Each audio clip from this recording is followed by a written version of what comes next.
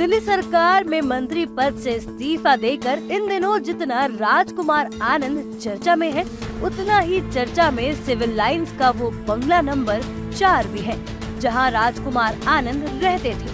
कैमरे के सामने न सही, लेकिन दबी जुबान में लोग इस बंगले को श्रापित मान रहे हैं। देश की राजधानी दिल्ली में लुटिन के बाद सबसे पॉश इलाके में सिविल लाइन शुमार है, जहां दिल्ली के मुख्यमंत्री अरविंद केजरीवाल से लेकर एलजी और तमाम मंत्री रहते हैं। लेकिन इन दिनों राजनीतिक गलियारों में एक चर्चा है, और वो चर्चा है सिविल लाइंस का बंगला नंबर 4। सवाल उठ रहे हैं कि क्या सिविल लाइंस का बंगला नंबर 4 श्रापित है? क्या इस बंगले में रहने वाले मंत्रियों को अपना सब कुछ गंवाना पड़ा? क्या है इन चर्चाओं और अफवाहों के पीछे की सच्चाई? इसकी जांच पड़ताल के लिए हम पहुंचे सिविल लाइंस के बंगला नंबर 4 पर, जो बंगला कुछ दिनों पहले तक मंत्री जी से मिलने वालों से गुलजार रहता था। वहां अब गहरी वीरानी और सन्नाटा छाया हुआ है। रोशनी से नहाने वाले मंत्री जी का ये बंगला अब अंधेरे की गोद में समाया हुआ है। जब हम वहां पहुंचे तो मंत्री जी के बंगले पर कोई नहीं था। दरवाजे पर ताले लगे थे।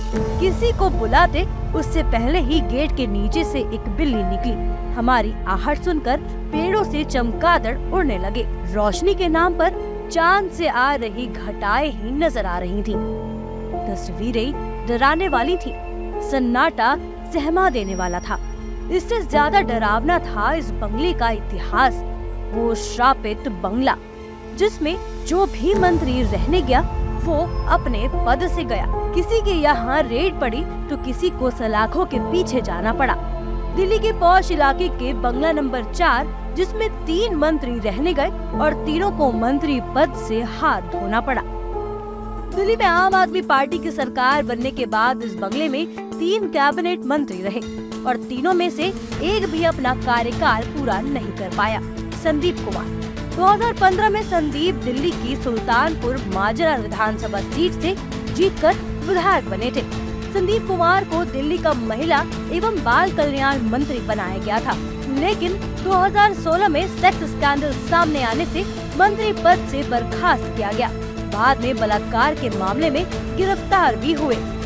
राजेंद्र पाल गौतम 2020 में आम आदमी पार्टी की सरकार में राजेंद्र पाल गौतम दूसरी बार मंत्री बने, लेकिन बाबा साहिब की 22 प्रतिज्ञाओं को प्रचारित करने और हिंदू देवी देवताओं को न मानने के बयान के बाद उठे विवाद के चलते राजेंद्र पाल गौतम को अक्टूबर 2022 में अपने पद से इस्तीफा देना पड़ा। राजकुमार आनंद राजेंद्र पाल गौतम के इस्तीफा के बाद अरविंद केजरीवाल ने राजकुमार आनंद पर भरोसा जताया और 2020 में पहली बार विधायक बने। राजकुमार आनंद को 2022 में मंत्री बनाया, 7 विभागों की जिम्मेदारी दी। लेकिन 2 नवंबर 2023 को राजकुमार आनंद के घर पर ईडी का छापा पड़ा। 23 घंटे तक ईडी की टीम घर पर मौजूद रही। आनंद कुमार की गिरफ्तारी की अटकलें लगने लगी। 21 मार्च को अरविंद केजरीवाल की गिरफ्तारी हुई और 10 अप्रैल को राजकुमार आनंद ने पार्टी पर काम न करने देने और भ्रष्टाचार का आरोप लगाकर पार्टी से इस्तीफा दे दिया। बंगले का इतिहास क्या है, लेकिन ये मात्र एक संयोग भी हो सकता है। ऐसे में आप इसे क्या मानते हैं?